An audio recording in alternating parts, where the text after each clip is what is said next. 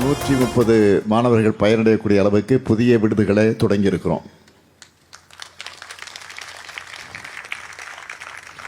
சிறுபான்மையின மாணவ மாணவிகளுக்காக 14 கல்லூரி விடுதிகளில் நூலகம், உடற்பயிற்சி கருவிகள், விளையாட்டு கருவிகள் இப்படி பலவற்றை ஏற்படுத்தியிருப்பதோடு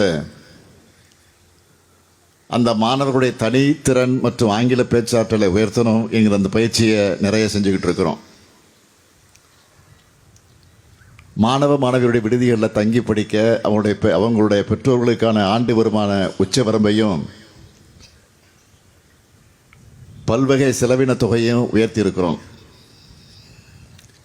இதனால் இதுவரைக்கும் 884 பள்ளி மாணவ மாணவியருக்கும் 3824 கல்லூரி மாணவ மாணவியருக்கும் பயனடைஞ்சிருக்கிறாங்க.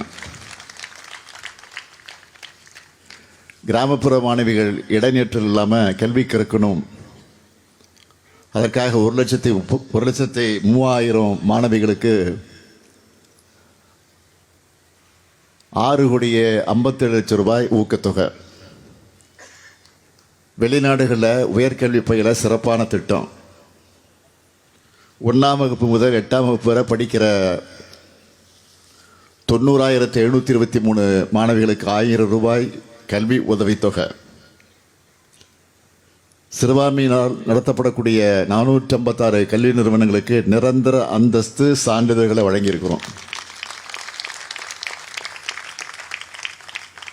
பொருளாதாரத்தில் பின்தங்கின சிறுபான்மையின பெண்கள் முன்னேற்றம் அடைகிறதுக்காக 1000 பேருக்கு தையல் இயந்திரங்கள் வழங்கியிருக்கிறோம். தமிழ்நாட்டில் இருக்கிற கிறிஸ்துவ மக்கள் ஜெருசலேமிற்கு புனித பயணம் செய்வதற்கான மானியத்தை 37,000 ரூபாயாகவும், கன்னியாஸ்திரிகளுக்கு 60,000 ரூபாயாகவும் உயர்த்தி இருக்கிறோம். 2,87,00,000 ரூபாய் மதிப்பீட்டில் 44 தேவாலயங்களை புனரமைச்சிருக்கிறோம். சென்னை மாவட்டத்தில் வெஸ்ட்லி தேவாலயத்தை 1,19,00,000 ரூபாயில் புனரமைச்சிருக்கிறோம். புனித தோமையர்மலை தேவாலயத்தை 1,49,00,000 ரூபாய் செலவில் புனரமைச்சிக்கிட்டு இருக்கிறோம். சென்னையில் இருக்கிற உங்களுக்கு கல்லறை தோட்டங்களில் நிலவக்கூடிய பிரச்சனைகளை பற்றி நல்லா தெரியும்.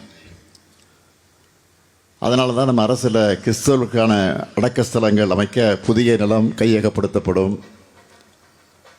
சென்னையில் ஏற்கனவே இருக்கிற அடக்கஸ்தலங்களில் மீண்டும் அடக்கம் செய்கிறதுக்கு இருந்த நிபந்தனைகளையும் தளர்த்தி இருக்கிறோம். அது மட்டுமல்ல, 19 கல்லறை தோட்டங்களை புனரமைச்சிருக்கிறோம். திருநெல்வேலி, தேனி, ராமநாதபுரம் மற்றும் திண்டுக்கல் உள்ளிட்ட 13 மாவட்டங்களில் கல்லறை தோட்டங்களுக்கு சுற்றுச்சுவரை அமைக்க 5 கோடி ரூபாய் நிதியை விடுவிச்சிருக்கிறோம். இப்படி என்னால் பல மணி நேரத்துக்கு லிஸ்ட்டு போட்டு சொல்லிக்கிட்டே போக முடியும். அந்த அளவுக்கு செஞ்சுருக்கிறோம். இன்னமும் செய்வோம் செய்வோம் செய்வோம். திருநெல்வேலியில் நடந்த கிறிஸ்மஸ் விழாவில் 4 அறிவிப்புகளை வெளியிட்டேன்.